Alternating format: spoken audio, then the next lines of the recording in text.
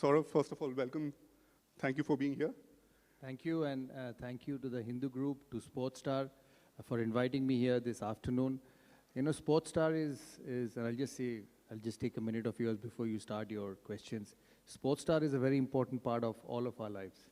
You know, I still remember my first picture in 1996, when me and Rahul were on that front cover after the tour of Australia. I still have it with me at home, and you know, when I grew up as a young player, obviously media has changed a lot since then. But when I grew up as a young player, under 15s, under 19s, those days, supposedly, they were under 17s as well. Getting your name in the sports star was very important because that meant you're doing well in your sport. So thank you for having me after such a long period. I see some familiar faces who have grown up playing with, who have spent a lot of time on our tours in the West Indies or Australia. VVK, Vijay, and obviously Devu and Gautam Dar didn't belong to Sportstar, but belonged to the sports fraternity then. But good to see Vijay and VVK, who've spent their lives with the Hindu, with the Sportstar, and thank you for inviting me here. I think there are a lot of stories with VVK and Lokpally in terms of what you guys used to do on tours, right? I think the best story would be preparing rice and rasam for all of us. You know, he would do that for the players from the south, but did not know that players from the east also liked rice. So I would sneak with them, and they would live in apartments, whether it's in the West Indies or Australia or England. There are 3 or 4 of them together, big apartments. Sometimes I think Devu also used to sneak in with them, if I remember correctly, in very other parts of the world. And as the game finished or on off days, we would call them up and say, "We coming?" And VV would be putting his camera aside. I didn't know whether your boss knew that he put his camera aside and was cooking rice and rasam. So he would keep it aside and cook for us. You know, the reason I say this is because, you know, times have changed since 1995, 1996. There was so much amount of trust and among journalists and players. You know, you could go and meet them openly. You could discuss, and you would still know that it would not be in the papers tomorrow morning. So that was the relationship we shared with so many of them, and it's so good to see all of them here again. Thank you so much. I think I want to ask you about the Maidan. I mean, the Maidan is right here, so I'm sure you would have played a lot of cricket there as well as a youngster. So tell us a bit about your favorite Maidan experience, and have things changed since you were playing in terms of the Maidan culture of Bengal? I think that's the culture which hasn't changed. Even before I played cricket, when I used to come with my dad was involved in the State Cricket Association, and I would come as a young boy to see cricket, to watch cricket in the Maidans, and it had a tremendous feeling in the winters. You know, winters in cricket was basically played in the winters in Calcutta. Would start in November, December, and go on till June. So as a young boy, I would come. I started playing cricket in the Arians Club. Arians Club in the Maidan, and it was those matting pitches underneath those wooden ramparts. They're still there, as they used to call, and I used to train every Thursday, Saturday, depending when my school was shut. My father would bring me because my father was involved in cricket. My brother already had started playing under 19s and Ranji Trophy, so seeing him, I would come and train. Also, it was an opportunity to get away from my mom, because she used to tell me to study all the time. You know, study like every other mom. Yeah, every other Bengali yes, mom. Absolutely. I grew up playing a lot of soccer, a lot of football, because Leander would know. I was brought up in a Jesuit school, St. Xavier school, and they used to have those C division, B division, A division tournaments, which was on the basis of height, how tall you were. And I played all of them from class 5 to class 10, as I kept playing cricket, but I kept playing all of these good tournaments in football. And I would come to the Maidan because my dad would bring me, and I would practice for about 2 hours, but stay for about 6 hours, because I didn't want to go home. Because if I went home, my mother would take the history book out, the Bengali book out, and the mathematics book out all the time. So to stay away from that, I would spend a lot of time. And it was fantastic. There was no money in sport then. People used to come and play for the love of the game. And seeing them, watching them was fantastic. I used to have my own kit, take it from my brother, because those days, you know, it's not like now when you can just call up Meerut and say, I need 3 bats, 4 bats, 5 bats. In those days, you could hardly get 1 bat from the GK Sports in Kit Street. It's still there. and you played your cricket. So it was fantastic. But how do you think as the game has changed? I mean, you have, from those days, you made your debut in '96, and now you were an administrator both in Bengal and then at the national level. How do you think cricket has changed over these 20, 30 years? Enormously. Not just cricket, every sport has changed enormously in this 20, 30 years. And cricket financially has become very, very solid. The quality has remained the same. I've never believed that finance and quality go hand in hand. Quality is quality irrespective of finance. And when I grew up, watching the greats, Gavaskar, Kapil Dev, Mohinder Ramanath, you speak about Dilip Vengsakar in India, Gundappa Vishwanath. I might forget a few names here and there, but they were just absolute champions in that generation. When you went out, every team, you go to England, you had Bob Willis, Ian Botham, Graham Gooch. You went to Australia, you had Alan Border. Now you went to the West Indies, forget about it, you could just keep taking names. Andy Roberts, Michael Holding, Joel Garner, and the great Sunil Gavaskar would bat against them without an helmet and get 13 test match hundreds. It just seems unbelievable in those days. So, having seen the game in those days and seeing the game now, I think, and I'm convinced that financially they are in terrific position, Indian cricket, world cricket, the ICC, but quality-wise, they were as good then as they were now, and probably some of them were even better.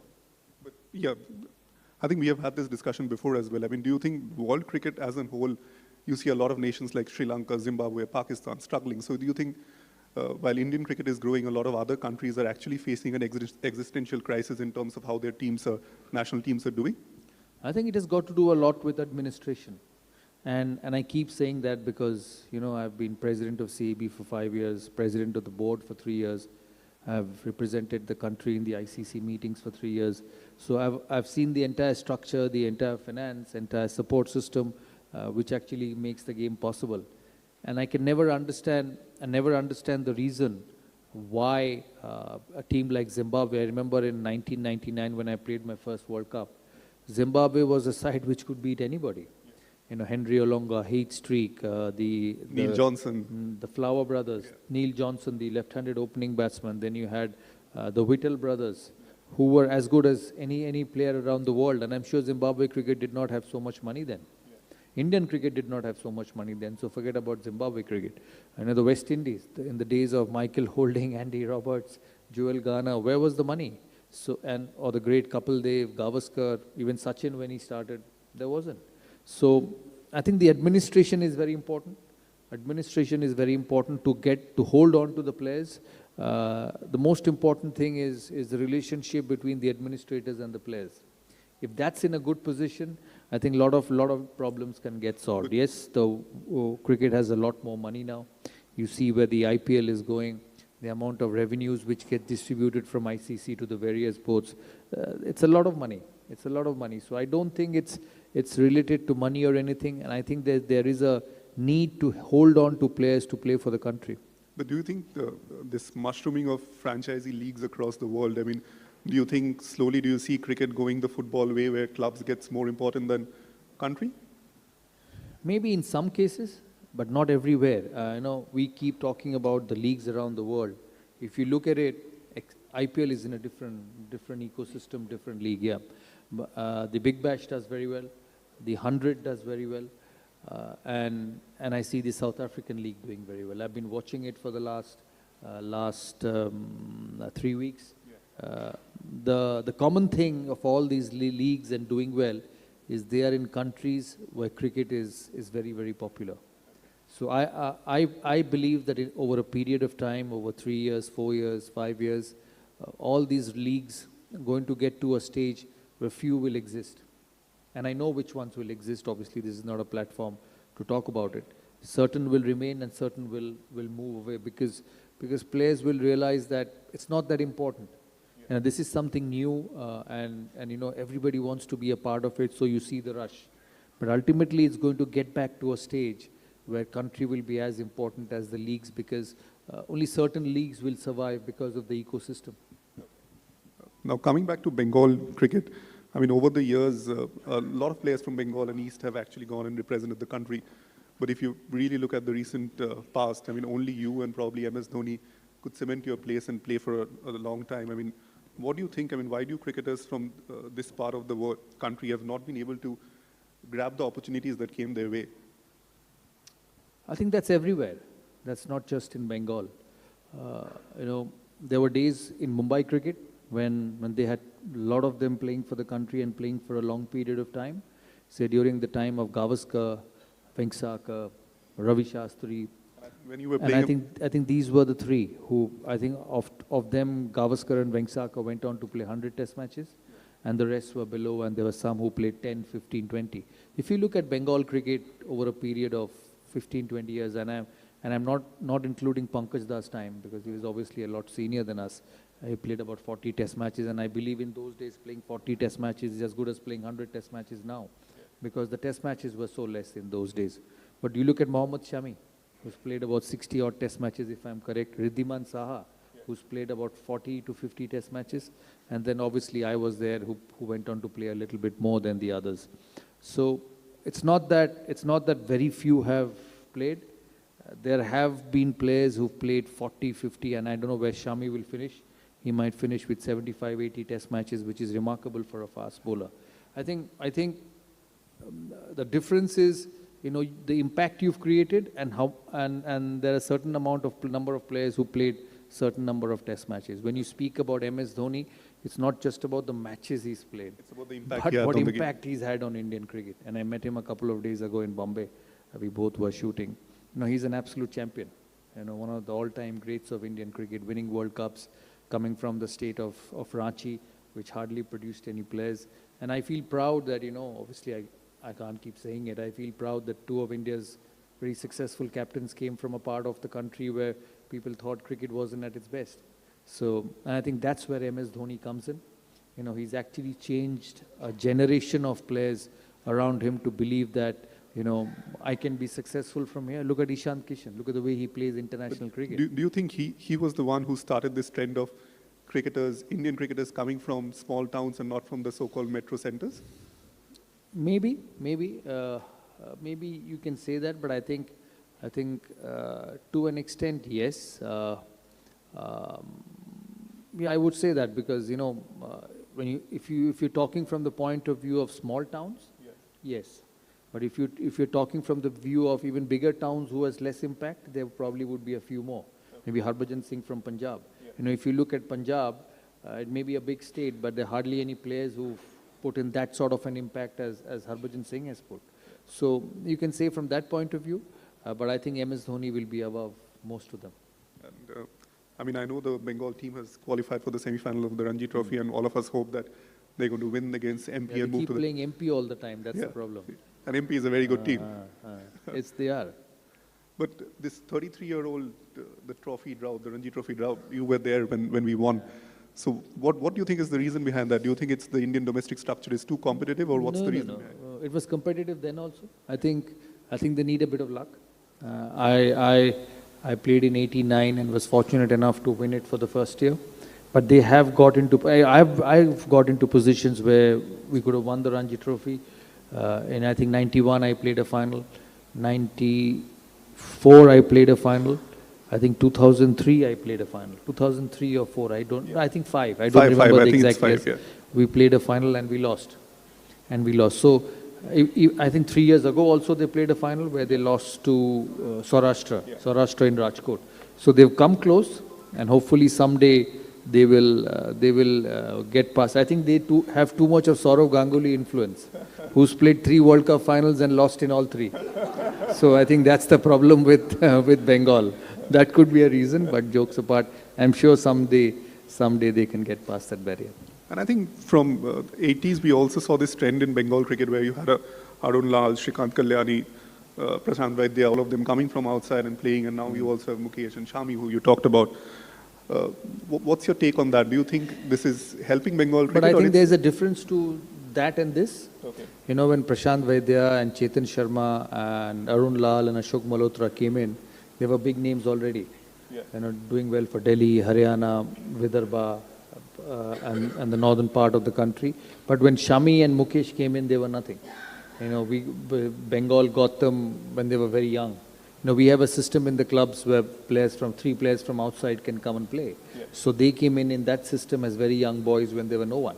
So you actually have to give credit to Bengal and CAB for nurturing them and making them up as a player. You look at Mukesh Kumar, in 2014 when he came to Bengal, came from a very, very ordinary background, 13, 14-year-old boy, wanted to play the game but did not know what to do. So Bengal has actually helped him to become what he is. So there's a difference between that and this. That generation. Yeah, and I was president of the board for 3 years. I did not believe in this because I did not believe in Bengal, Bombay, Maharashtra, Vidarbha or Punjab. It was one country. When you go to England, you see the counties. You see Sussex, Essex, Middlesex. Somebody who's born in London and is supposed to play for Middlesex didn't get an opportunity and went on to play for Lancashire. You look at Josh Butler. He's actually a Somerset boy who plays for Lancashire. Yeah. The only difference between India and England is they go by road, we take flights. So I don't believe in this. I don't believe in this outstation, not home. Home is India. Yeah. So you can actually go around and play wherever you get an opportunity. And if you look at Bombay in the early days when they were very good, I'm sure a lot of players have come from Gujarat, a lot of players have come from Maharashtra, and it happens in other states also, which goes unnoticed. So there's a difference between Prashant and Chetan and Piggy and Ashok Malhotra and then these boys. Okay. And taking this to the IPL, I mean, when I think the first IPL started in 2008, you had this the local catchment area concept. But if you now look at the teams like KKR and all that, you don't really see any local players.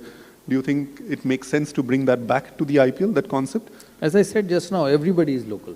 Okay. When you're born in India, you're local. Whether you go to KKR, whether you go to Delhi or whether you go to Chennai, you just have to be good. You look at the English Premier League. Yeah. It's not that somebody from Manchester only plays for Manchester United or Manchester City.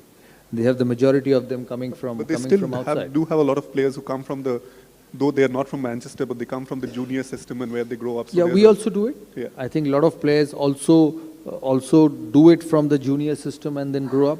But the auction process is a little bit different from how it is. Yeah. Whether it's in the EPL or whether it's in the Spanish league, you have transfers.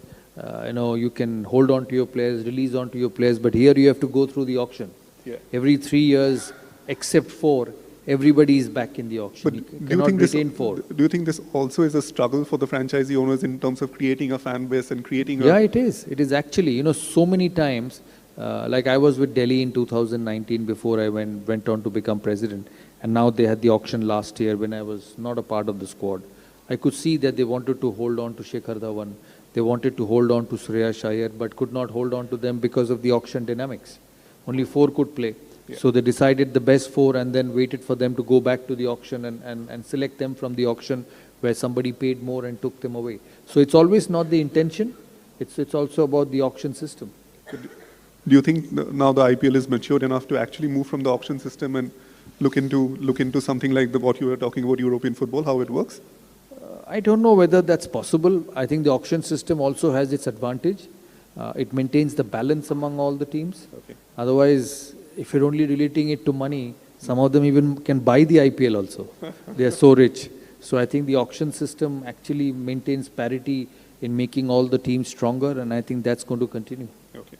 And when you were the CAB president, I mean, I think one of your vision was to build an international stadium in the state apart from Eden Gardens. I mean, what's the progress on that front? Yeah, we have land in Rajarat now. Honorable Chief Minister was very kind enough to give land to CAB.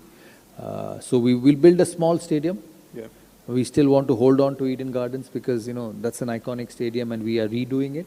Okay. Our work will start after the World Cup in October where we'll try and get back to 100,000 capacity with new stands. Okay. We were 100,000 before, but with the 2011 World Cup, the bucket seats came in. Yeah. So a lot of seats got lost in that and we are about 70 now. Yeah. 70,000 now, but I can tell you during a match that 70 becomes 80 because a lot of people without tickets are also watching the game. So 80,000. So we try and get that to 100 and we will manage to do that. We'll take about 2 years to complete. And we will also create a small stadium on the new venue where, if required, we can play test cricket, about 25, 30,000. We can play, obviously we will play Ranji Trophy and all domestic matches. Maintaining 2 stadiums is also a lot of cost. Yeah. You know, if you look at the system, certain states are fortunate to have IPL, 10 of them, Yeah. and that's why they get 7 matches more than the others. Majority of the stadiums just get 1 game, Yeah. 1 game a season, which keeps coming on rotation. To maintain 2 stadiums can be very, very expensive. Yeah. You rather use that money for the development of cricket, for putting money behind players, creating systems, infrastructure, gyms, practice area, training area, proper physio system, injury management system, and that actually helps in the development of cricket. So it's the balance which needs to happen between putting in money at infrastructure and putting money behind players. And I think when you were also the CAB secretary and then the president, I mean, all of you came out with this Vision 2020. So I think what role has that played in this sudden spurt of Bengal I think cricket? that's the reason we have so much talent. Because what we do is we bring them early and just train them, keep them together, work with them, give them the fitness, the injury management, how to look after themselves, and keep working on their development. And so many of them, whether it's Mukesh Kumar, whether it's Abhimanyu Ishwaran, Shahbaz Ahmed, all have come out of the system. And we have 3 fast bowlers in the team, in our frontline bowling attack, who are all capable of playing for India. And we don't get Shami because he's playing for the country all the time. We had Akashdeep, we have Mukesh, we have Ishant Podel, who are all good enough to play for India, and they're just 22, 23. So that system has created a lot of young talent, and the most important thing is they're not lost after a few years. So we keep pulling them back, keep them under trainers, monitor their fitness, their workload, monitor how much training they should do, and try and get them better. So now going back to your playing days, I mean, you had a remarkable debut at Lords, but where I think the world was at your feet after that. But your first tour to Australia in '92 was not very, very pleasant. So, I mean, how did you deal with that disappointment and prepare yourself for the comeback? You have had many comebacks in your career. So, as a player, I mean, you will have disappointments. But how do you come back from that? I was young then. In 91, 92, I was just 18-year-old. So it didn't bother me that I got dropped. I hardly played. You know, when you go on such tough tours, you need to keep playing. I didn't play much. I played 2 side games, and then one fine morning, one of the former players were injured, and I was asked to play a one-off one-day game. So I wasn't too worried about it because, you know, now India goes so many times in 3 or 4 years to Australia, to England, to South Africa. Things have changed. You see the Australian team, they've come to India and they're not even playing a warm-up game before the start of the test. And the only reason is all of them come to India so much. They're either in India for a one-day series, the next year they're coming for a T20 series, the following year they're coming for a test series, then many of them are in the IPL. So all of them are adjusted to the system. But in those days, we would go to Australia once in 7, 8 years. I remember going in 91, and the next time I went was 99 as vice captain. So 8 years India did not go to Australia. So it was more important that anybody, whether it's the greatest of that time or the youngest, kept playing on tours, because that's the only way you get better. So it really didn't bother me. I came back to Calcutta at the age of 18 and enjoyed playing Ranji Trophy, enjoyed playing first-class cricket. We were a good side. We were getting to the finals, so I had opportunities to perform. I had opportunities for the selectors to keep watching me if I performed well. And then I came back in 96 and played my first test. I think the tougher times came after that, because expectations were there. Expectations from people, expectations from myself on me was there, because I wanted to be in that league. I wanted to play international cricket. I was competing with people who are probably as talented as I am, or even more, you know, and I wanted to hold on to it. So the tougher times came after that. And also with performances, your confidence got better. You became more confident as you kept playing. And you know, all those years playing about 500 games for India, the most important thing which it did for me was, there are 2 types of belief. One, you just say, because you know you want to keep saying it.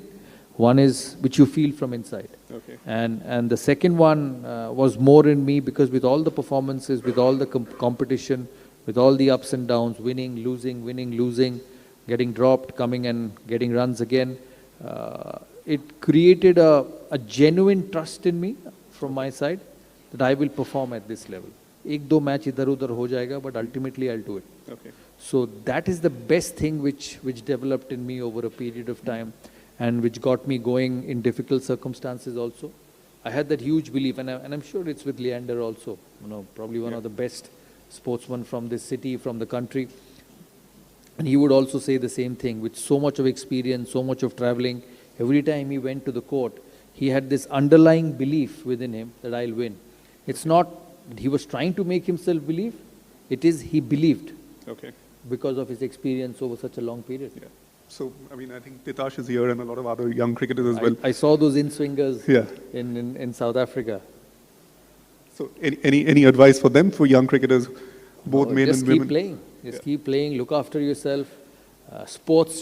Cricket should be most important. Now the women's IPL is coming. I'm sure she'll be in some of the teams playing T20 cricket. But always playing for the country will be more important.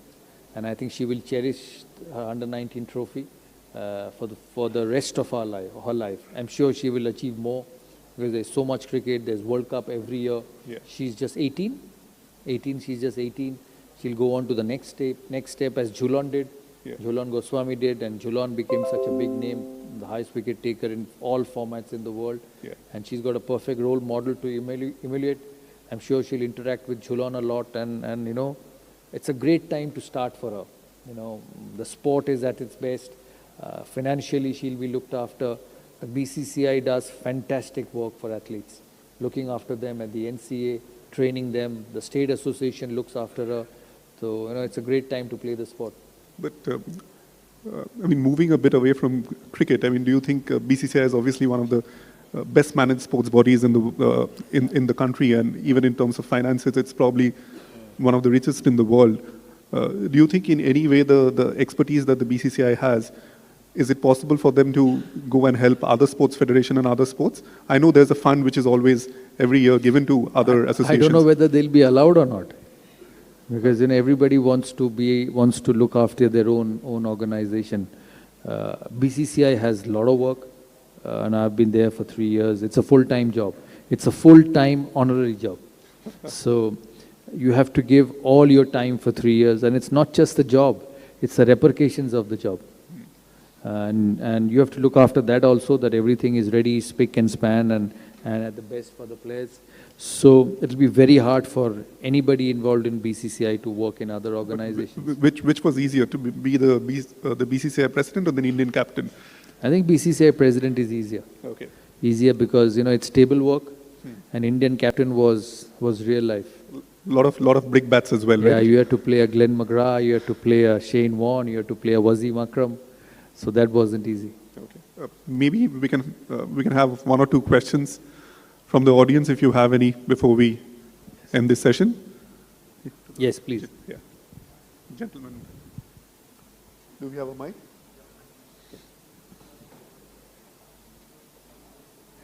Yeah, please go ahead. Yeah.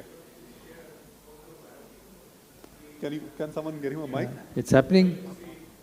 It's happening. I'm still scripting, so it'll take about another 20 months to be on the posters, so it'll take a bit of time. Yeah. Yeah. Anyone else? Yes, Vijay.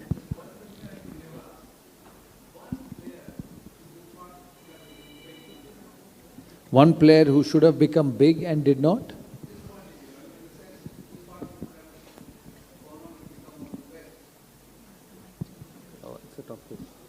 I think I played with some from junior age who've all gone on to become greats, you know, Sachin, Rahul. And the reason I say this because I've played with them from the under 14s and under 15s. Anil became a great player. Srinath came in late. Harbhajan, I saw him at a very young age, at 15, 16, and he went on to become one of the greats. So it's hard to say who would. Also, Vijay, you know, you've covered so much of cricket all your life. You've been a stalwart in journalism. It's also about opportunities. It's also about opportunities. You know, I've always seen there are two people who are similar in talent. One has got opportunity more than the other and has gone on to become a better player. And I played in a generation from say 96 to 2011 where Sehwag, Rahul at 3, Sachin at 4, me at 5, Lakshman at 6, then MS came in, Harbhajan at 7. They all went on to play 100 test matches. So when I say 100 test matches, that means the other guy who's waiting outside didn't get to play over a period of 14, 15 years. So there was a lot of talent who just went with lack of opportunities. You know, I always used to get cursed by Murli Karthik saying that, yaar, aap mujhe khilate hi nahi ho. मैंने कहा यार हरभजन है, अनिल कुंबले है, कहाँ से तुझे खिलाऊं? Still he played few test matches. He understood that when I was not captain, when my captaincy term was over and somebody else became captain, he played even lesser. So one day I met him when we were both commentators. He said, I'm not angry on you anymore. I said, why? He said, because when you were not captain, I played even lesser. So there were certain people who were good enough, but did not get opportunities because only 11 can play. Yeah. So it will be very hard for me to say during my generation. I think maybe Amal Mazumdar is one who scored tons of runs at Ranji Trophy and never played for India. Before my generation, there were many more. You know, when you look at Indian cricket, in that generation who have scored thousands of runs and never played. There was Rajinder Goel, left-arm spinner from Punjab, got lost with Bishan Bedi, Chandrasekhar and Prasanna. Then there was Padmakar Shivalkar from the West, who got lost among these three. There were a lot of batsmen also, you know, somebody like Arun Lal, Ashok Malhotra, Shrikant Kalyani, to name a few who would just, Raman Lamba, Ajay Sharma, who would plunder, Amarjit KP from Haryana, who would plunder tons of runs and still never could get picked because of Gavaskar, Vengsarkar, Vishwanath and all these legends during that time. Ambikar Dayal from Bihar, but I think the others got a lot more than what Ambikar Dayal did. Yeah. Dada, I have one question. Good afternoon. This side. Yeah, there you are. Whom do you think, Dada, is the greatest ever three left-handed batsman world has ever produced, according to you? Please keep yourself in the fray. I'm not in the three, so I can't keep myself in the So your rating, please. My three greatest is Left-handed. Left-handers, Brian Lara. Brian Lara is one. And I'm saying with both formats included? Yeah. Because Both. some have only played test cricket like Alistair Cook. Right. Great player, but only played test cricket. Lara is one who played all format. He'll probably be number one. I think Alan Border was one who actually changed Australian cricket. And the third would be, I think there's a close fight between Shivnarayan Chandrapal and Matthew Hayden. Matthew Hayden, there's Adam Gilchrist. Oh no, there's Sangakkara also. Yeah. So I could be well down the order. Top selection. Yeah. So I think my three greatest would be Lara, Sangha as two, and there's Jayasuriya also. It's a difficult question. There's Hayden, there's Langer, there's Gilchrist. Three is difficult. Probably he has to pick five. Okay, I'll still pick. I think Lara, Sangakkara, and Matthew Hayden. Thank you. Three of mine. Yeah, you can ask. But Good according to afternoon. us, you also. I think I would be 6th or 7th now. No. Good afternoon, sir. My name is Shrestha Paul from Loreto College. So my question is that over the years we have seen an evolution in the format of the sport, especially from shifting the importance and limelight from Test to ODI to T20. Even we have seen the evolution in the World Cups as well. Initially it was 60 over, then 50 over, and now it is T10 also. So what is your point of view in this? Would you, is it affecting the sport, be it in a negative or a positive way? And No. how is it limiting, is it even limiting a player to a particular format? No, I don't think so. I think people limit players. I always say that, say an X, and I've seen that closely with selections. He's a white ball player, he's a red ball player. I said, if you don't give him an opportunity, how do you decide that he's a red ball and a white ball player? So it doesn't work like that. I still feel Test cricket is the best. The Australia series is coming, 4 Test matches. It's going to be a fantastic series. to watch Pat Cummins and Virat Kohli and Rohit Sharma compete against each other. Nathan Lyon bowling to the players who play spin fantastically well. Ashwin bowling to some of the world-class Australian batsmen in Smith and Warner and all. So it's going to be a great series. And if you ask me, I've seen all formats, played all formats. I would still wake up and go watch Test cricket. The Ashes coming in England, a Lord's Test match, it stays packed and the quality is fantastic. Cricket looks the best in whites. Thank you, sir. Last question from you. Don't worry, I can hear you.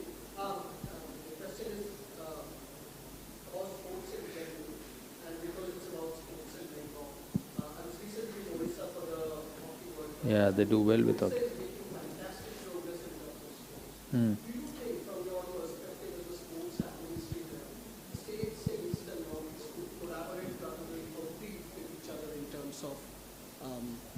Putting the states on India's I sporting think map. amidst competition, they collaborate also. Obviously, I didn't see much of other sport. I'm not so, because I've not been deep into other sport, how it works. Leander will probably speak about tennis when he gets an opportunity. I think cricket, amidst the competition Bengal has with Bombay, or Bengal has with Karnataka, or MP has with Odisha, at the back end, they work together to make the sport a very popular one.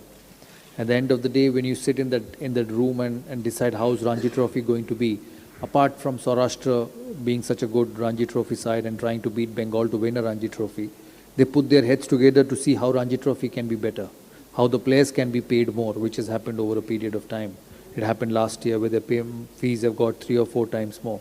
How IPL can be done better amidst all the payments, how to make sure that the player payments are fine. There's always talk that they get paid enormously, but nobody does anything to reduce it, and that's the right way to go about it. Because I always say an athlete's life is short. They must make the most for 14, 15 years, whatever, and very few play for 14. Very few is a Leander Pace. People who play 4, 5, 6 years and then just go away because of lack of talent. So amidst all this competition, there is, at least in cricket, there is a huge effort to make sure that the sport is healthy, which it is. Thank you so much, everyone. I think we are really running out of time, so we have to She let has a question. Saurav go. Or you want to take one more Yeah, question? she has a question. Yeah, okay. Good afternoon, sir. I'm from Loreto College. I'm Swarnali. And it's just a very curious question that I have for you, that if you had been starting your career now as a bright-eyed, 10th standard, mischievous boy, would you still choose to become a cricketer? Yes, absolutely. Even more now. Why so? Like if, you could Because just if I don't get picked for India, I can still go and play IPL. Hit 4, 5, 6s and then I'll be fine. I had to work very hard to make my money when I played for India. So Yeah. Thank you, sir. Thank you so much, Thank you. Saurav, for being here. thank you for Yeah. having me. Thank you, Leander, for being here and listening to me. You cannot get a better sports personality than Leander Pace in this country. So thank you for being here.